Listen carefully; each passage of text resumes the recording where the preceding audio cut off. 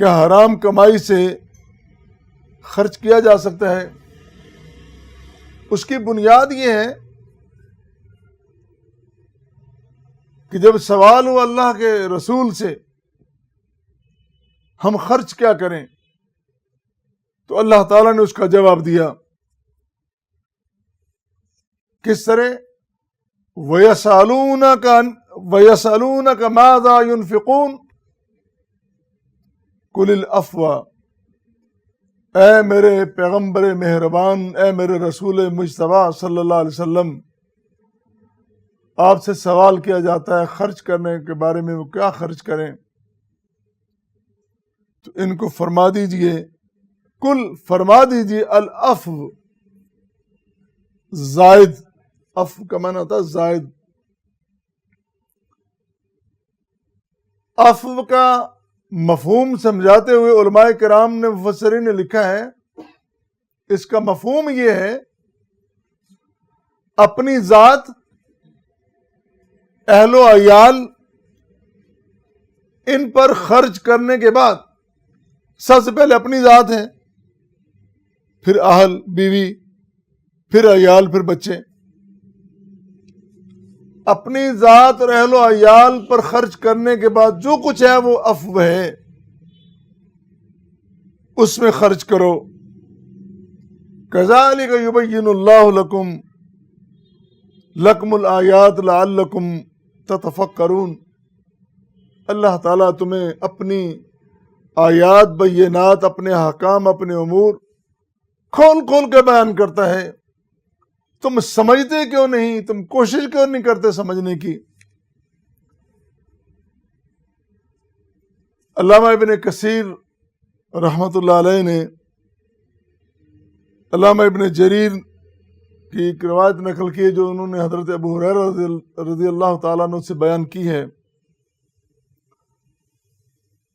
کہ ایک شخص نے نبی کریم صلی اللہ علیہ وسلم سے گزارش کی، عرض کی، اللہ کے رسول، میرے پاس 1 دینار ہے، میں کیا کروں؟ لوگ آتے تھے آپ سے دین سمجھتے تھے اور دین سمجھنے کے بعد اس پر عمل کرتے تھے، اور اتنی لمبی لمبی گفتگو، لمبی لمبی تقریریں نہیں، مختصراً 1 جملہ، 2 جملے، 3 جملے. ہم نے الٹا ہی روایت بنا لیا، گھنٹوں تقریریں، لمبی گفتگو، نتیجہ کچھ بھی نہیں، عمل کچھ بھی نہیں. چسکے کے لیے جلسے ہوتے ہیں، نعت خوانی کی محفلیں ہوتی ہیں، قرات کی مجلسیں، محفلیں ہوتی ہیں، چسکے کے لیے اور بتانے کے لیے کہ میں نے اتنا خرچ کر دیا، میں نے اتنا خرچ کر دیا، میں نے یہ کر دیا، وہ کر دیا. عمل کچھ بھی نہیں. عمل کرنے کے لیے تو 1 آیت کریمہ ہی کافی ہے. سوال کیا رسول مجتبیٰ صلی اللہ علیہ وسلم سے، اللہ کے رسول صلی اللہ علیہ وسلم، میرے پاس 1 دینار ہے. آپ نے فرمایا، انفق علی نفسک، اس دینار کو اپنی ذات پر، اپنے آپ پر خرچ کر. پھر کہا، قال عندی آخر، میرے پاس 1 اور دینار ہے. آپ نے فرمایا، انفق علی اہلک. پہلے فرمایا کہ اپنی ذات پر، پھر فرمایا اپنی بیوی پر، اپنی بیوی پر خرچ کر. اس نے پھر کہا، قال عندی آخر، قال، رسول کریم صلی اللہ علیہ وسلم نے فرمایا، انفق علی ولدک، اپنے بیٹے پر خرچ کر. پہلے ذات ہیں، پھر بیوی، پھر بچے. یہ ترتیب رسول کریم صلی اللہ علیہ وسلم نے فرمائی، بیان فرمائی. اس نے کہا، اندی آخر، میرے پاس 1 اور دینار ہے. یہ ایک ایک کر کے جو پوچھ رہا ہے وہ مسئلہ سمجھ رہا ہے اور اللہ کے رسول صرف اس کو نہیں سمجھا رہے، پوری امت کو، قیامت تک کے لیے اپنی امت کو سمجھا رہے کس طرح خرچ کرنا ہے۔ قال عندي آخر قال فانت ابصر، پھر تو سمجھدار ہے، تجھے پتہ ہے کس کس پہ خرچ کرنا ہے، کون سا میرا قریبی عزیز ہے، کون سا میرا دوست ہے، کون سا میرے جاننے والا، میرا ہمسایہ، میرے محلے والا، میرے ملنے والا، کس کس کو ضرورت ہے میں اس کو دے دوں جا کے۔ اور جب خرچ کرنا ہے تو احسان نہیں جتلانا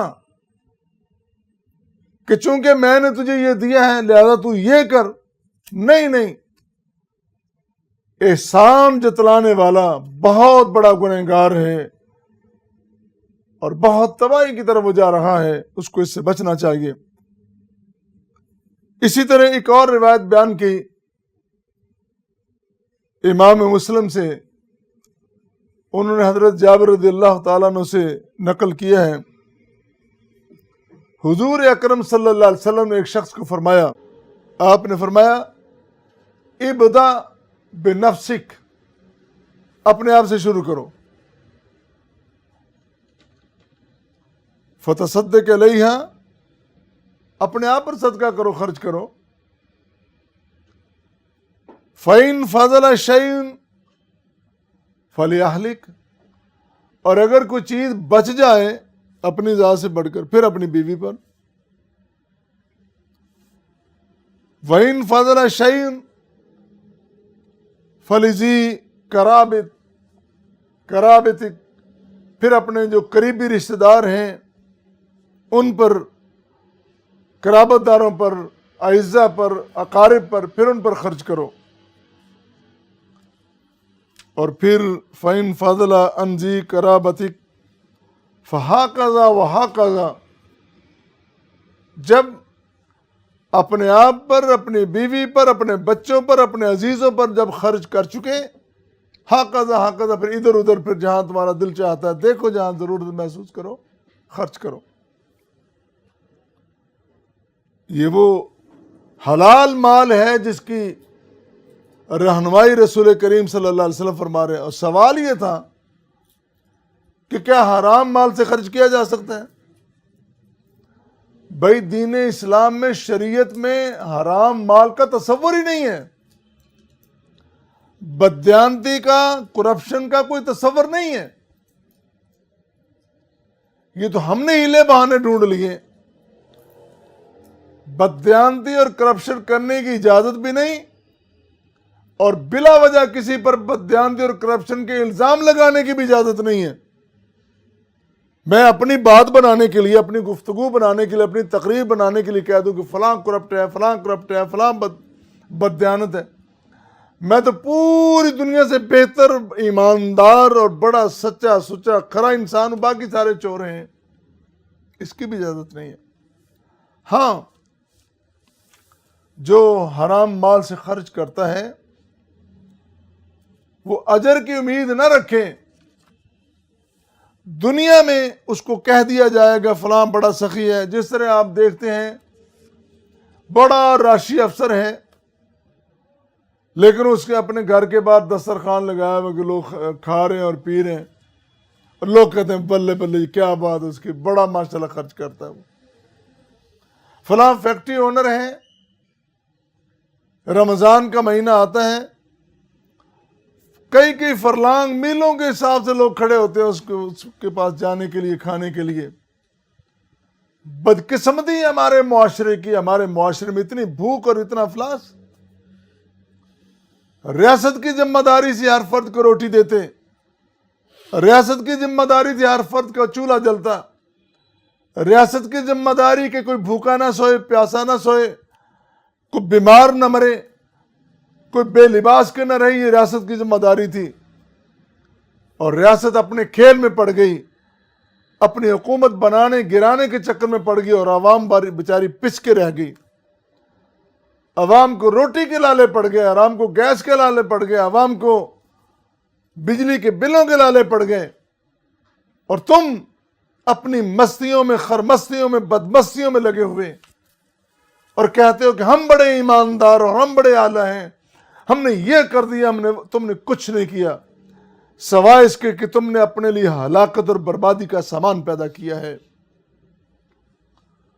تو جس شخص نے اس لیے خرچ کیا کہ لوگ مجھے سخی کہیں، وہ کہہ دیا گیا حرام مال اللہ کو اس کی کوئی ضرورت نہیں، اللہ کو تو تمہارے حلال کی ضرورت نہیں، وہ تو اس سے بے نیاز ہیں، حرام کی کس طرح ہو سکتی ہے؟